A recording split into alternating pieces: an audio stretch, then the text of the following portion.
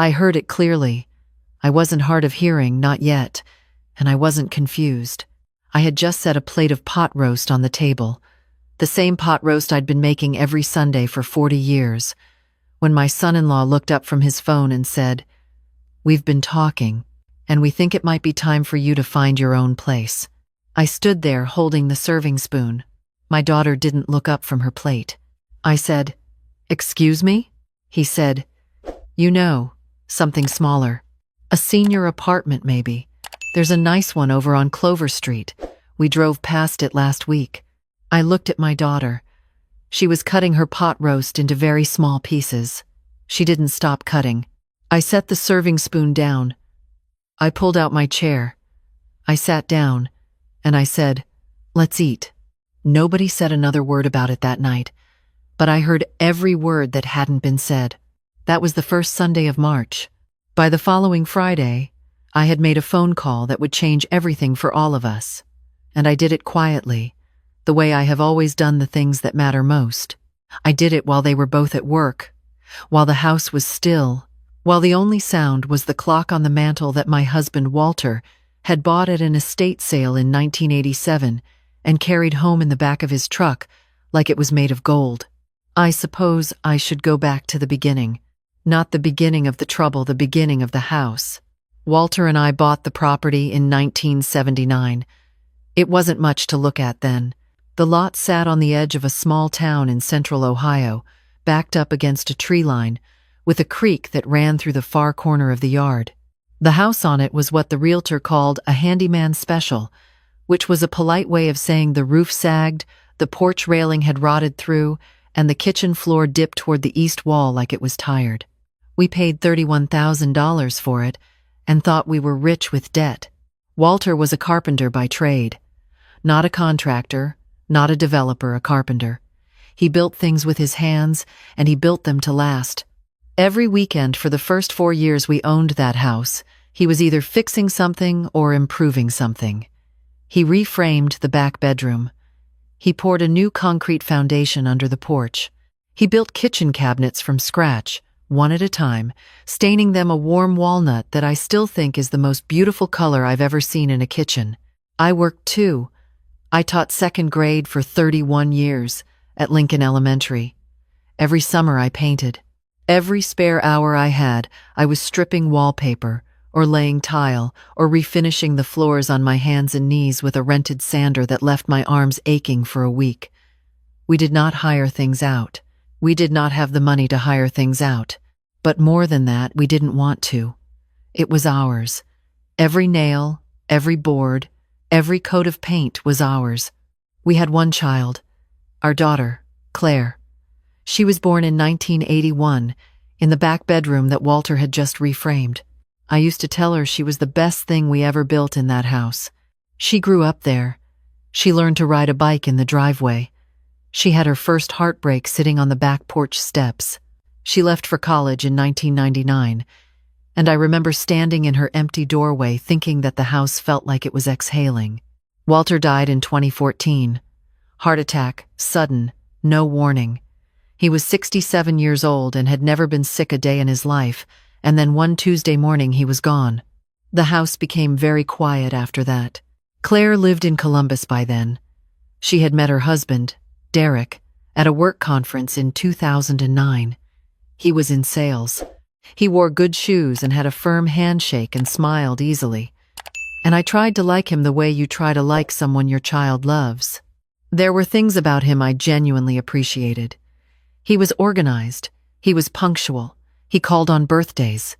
But there was something else about Derek, something I noticed early and kept putting in a drawer in the back of my mind, the way you keep things you don't know what to do with yet. He had a way of looking around a room and calculating what things were worth, not rudely, not obviously, just a quiet, constant assessment. I would catch him looking at Walter's cabinets, and I could see the number forming behind his eyes. After Walter died, Claire started calling more. That was good. I was lonely, and the grief was the kind that sits in your chest like wet concrete. She asked, about 6 months after the funeral, whether I had thought about what I wanted to do with the house. I said I wanted to stay in it. She said of course she just meant it was a lot of house for one person. I said Walter and I had built it for a life, not just for a number of people. She went quiet, and I thought that was the end of it. It was not the end of it. Over the next year, the idea evolved. Or maybe the idea was always Derek's, and it just took a year to find the right packaging. The proposal, when it finally arrived in its finished form, was this. They would move in with me. They would help with the upkeep. Claire would be nearby to help me as I got older. It would be good for everyone. I was 68 years old. I was in good health. I was still subbing at Lincoln Elementary 2 days a week, and I was walking 3 miles every morning, and I did not feel that I needed help. But I was lonely, and Claire was my daughter, and I thought this is what families do.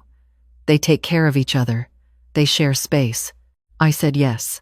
They moved in that September. I gave them the master bedroom, my room, Walter's room, because it was the largest, and they were a couple and it made sense, I told myself. I moved into the guest room at the end of the hall. It had a window that looked out over the creek, and it was perfectly comfortable, and I told myself that too. The first few months were fine, better than fine. Claire cooked on Tuesdays and Thursdays. I cooked Sundays. We sat down to dinner together most evenings.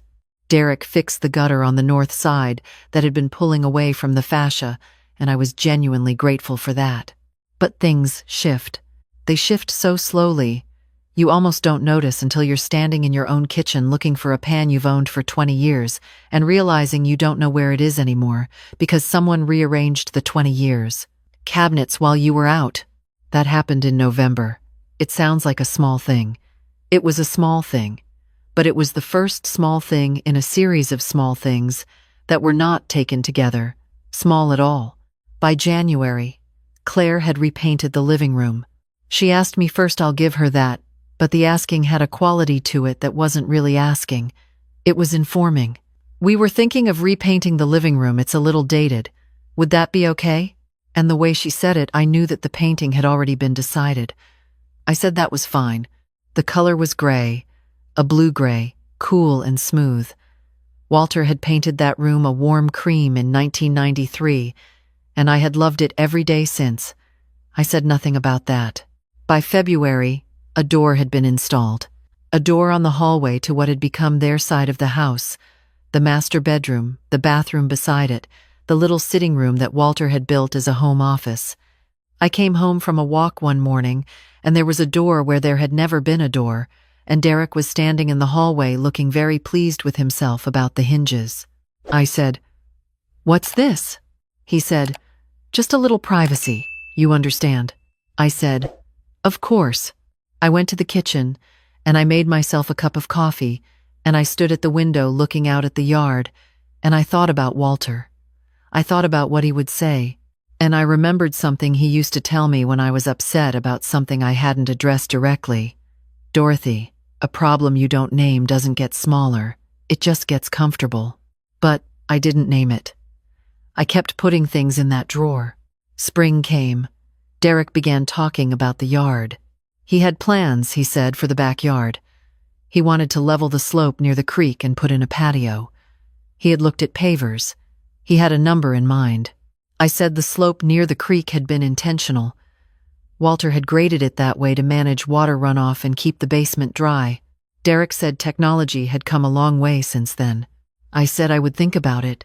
He put down a deposit on the pavers 2 weeks later. I found the receipt on the counter. I did not say anything. I put it in the drawer. The drawer was getting full. By the time that Sunday arrived in March, the Sunday with the pot roast and the suggestion about Clover Street, I had been putting things in that drawer for 18 months. I lay awake that night for a long time. I looked at the ceiling of the room that had been my guest room for 30 years, before it became my room, and I thought clearly for the first time in a long time. The house was mine. It was entirely, legally, unambiguously mine.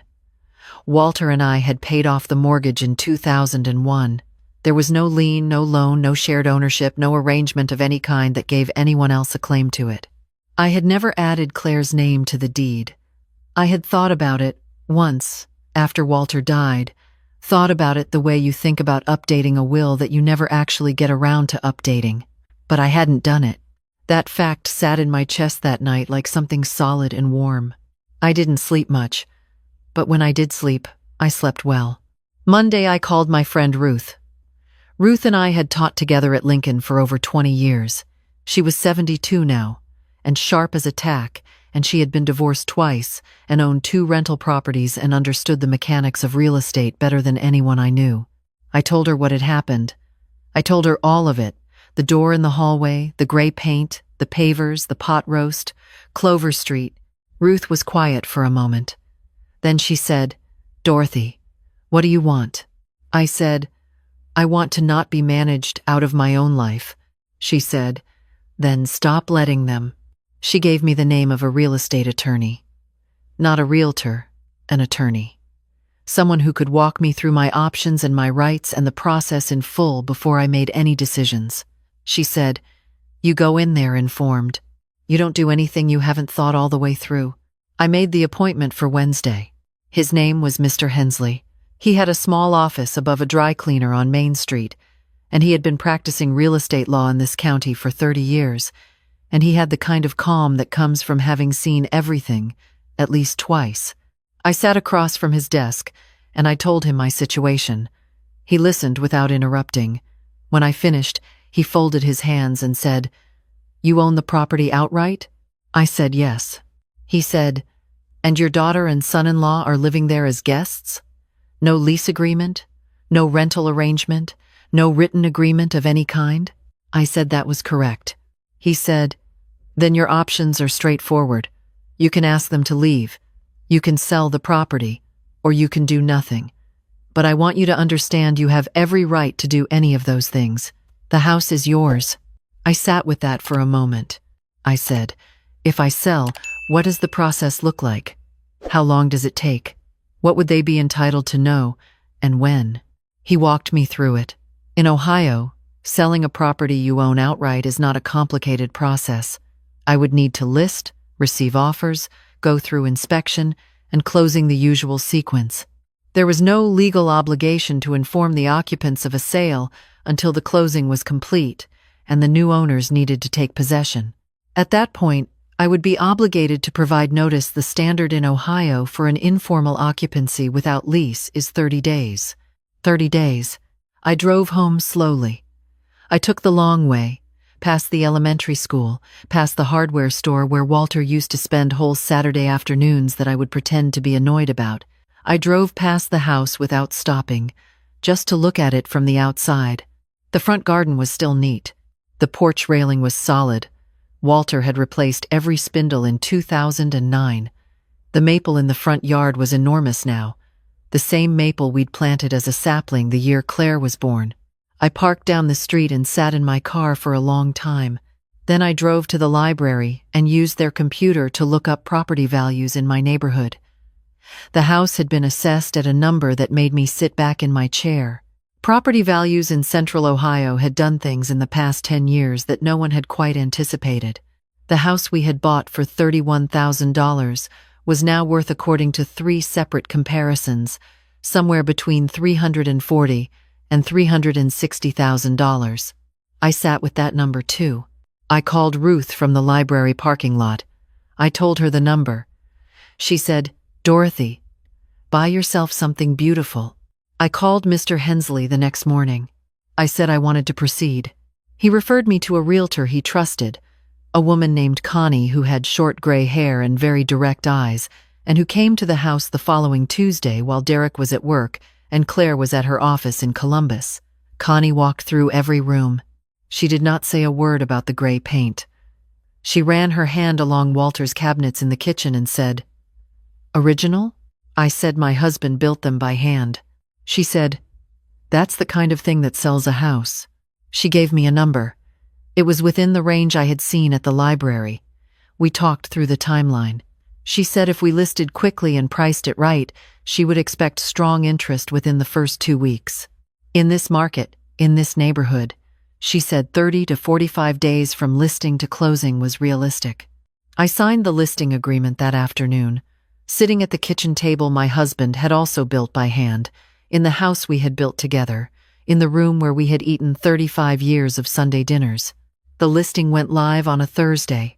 I did not tell Claire or Derek. I know how that sounds. I have turned it over in my mind many times since, and I have come to the same place each time. They had asked me to leave. They had not asked me. They had told me, in the way that people tell you things while calling it asking. They had installed a door in my hallway. They had repainted my walls. They had planned a patio over my husband's careful grading without my permission. They had lived in my home for 18 months without contributing a single dollar to the mortgage, the insurance, the property taxes, or the utilities because I had never asked them to, because I had thought that was what families did. What they were owed was 30 days' notice. Mr. Hensley had been very clear about that. The first showing was the following Saturday morning. I told Claire and Derek I was going to a gardening expo in town. I was not going to a gardening expo. I was sitting in Ruth's kitchen drinking coffee while Connie showed my house to a family from Cincinnati. Connie called me that evening. She said the family had been very interested. She said there had also been 2 other inquiries and she was scheduling additional showings. I asked about the family from Cincinnati. She said they had 2 children and they were looking for something with yard space and good bones, and they had asked specifically about the kitchen cabinets. I said I hoped they would take care of them. Connie said, "They will, I could tell." By the end of the second week, there were 3 offers. One was over asking price. I took it. The buyers were a couple in their early 40s, a teacher and a civil engineer, moving back to Ohio to be near her parents. When Connie told me that, I had to sit down for a moment. The closing date was set for 41 days from the listing. The night before closing, I sat down with Claire and Derek at the kitchen table and I told them I had sold the house. I told them closing was tomorrow. I told them they had 30 days from the date of closing to make other arrangements, as required by Ohio law, and that I was sorry for the short timeline, but I wanted them to know I had consulted an attorney and this was all being handled correctly. Derek's face went through several things very quickly. Claire's went still. She said very quietly, "Mom, where are you going to live?" I said I had already made arrangements, and I had. The week after I signed the listing agreement, I had put a deposit on a 1-bedroom apartment at a small complex near the river. It was on the 2nd floor. It had a balcony. It was not Clover Street. Derek said, "You can't be serious." I said I was. He said things after that. Several things. He talked about ingratitude and disruption and what this would do to their plans and how I had not thought this through. I let him talk. I had thought this through more carefully than I had thought through anything in a long time. Claire said nothing during any of this. She sat very still with her hands flat on the kitchen table, Walter's kitchen table, and she looked at her hands. When Derek finally stopped talking, I said, "I want you both to know that I love you. I want you both to be well, and I want you to know that you are welcome in my life, in my new home, at my new table, whenever you would like to come. But this house is mine. It was mine and Walter's, and what happens to it is my decision." I stood up. I went to bed. The closing was on a Wednesday morning. I signed the papers in Mr. Hensley's office above the dry cleaner. Connie was there. The buyers were there. She shook my hand and thanked me and said she had already planned where to put her mother's rocking chair in the living room. I thought Walter would have liked that. I drove to my new apartment with 2 suitcases and the clock from the mantel. The apartment was smaller than the house, considerably smaller. The first night I sat on the floor, my furniture hadn't arrived yet, and I ate a sandwich and listened to the river and thought about Walter and thought about Claire and thought about all the years I had spent making a home, filling rooms with furniture and meals and noise, and I thought about how strange it was to be starting over at 71. Strange, but not frightening. That surprised me. My furniture came Thursday. Ruth helped me arrange it. She stood in the doorway of the living room with her hands on her hips and said, "Dorothy, this is lovely." I had brought Walter's cabinets. Connie had very kindly asked the buyers if they would allow me to have the kitchen cabinets removed and replaced with standard ones at my expense, and they had said yes. The buyers had said yes to that. So the cabinets were in my kitchen again, a little large for the space, a little grand for an apartment. But there, it was 6 weeks before Claire called. When she did, I almost didn't answer. Not because I was angry, I had moved past anger somewhere around the second week in the new apartment, walking along the river in the mornings, in the same way I had always walked but with different things to look at. I almost didn't answer because I wasn't sure what she needed to say, and I wasn't sure I had the particular kind of strength it takes to listen to someone you love figure out how to apologize. But I answered. She said, "Mom." I said, "Hi, sweetheart." She was quiet for a moment. Then she said, "I didn't say anything that night at dinner. I want you to know that I know that. I have known that every day since." I said, "I know." She said, "I kept thinking you'd say something. I kept waiting for you to remind us that it was your house. I kept waiting, and you never did. And I kept thinking she'll say something. She'll tell Derek to stop, and you never did. And I think I used that as a reason not to say it myself." I was quiet. She said, "That was wrong. It was wrong what he said, and it was wrong that I let him say it." I said, "Yes, it was." She said, "I'm sorry, Mom." I believed her. I believe her still. Derek did not call. That is a thing I have also made my peace with. You cannot make everyone understand the things that matter to you, and trying takes more of your life than it's worth. Derek will come around or he won't. Claire is finding her own way through her own marriage, and that is her work to do, not mine. What I know is this: Walter and I built something together. We built it with our hands and our years and our money and our Sundays, and it was ours in a way that went past paper and deed and property law, though it was ours in those ways too. And when I was asked to give it up quietly, to fold myself into something smaller so that someone else could be more comfortable, I did not do that. I did something Walter would have recognized. He was not a loud man. He was not a man who argued or threatened or made speeches. He was a man who built things, carefully, with full attention, and let the work speak. The quietest moves are sometimes the most powerful ones.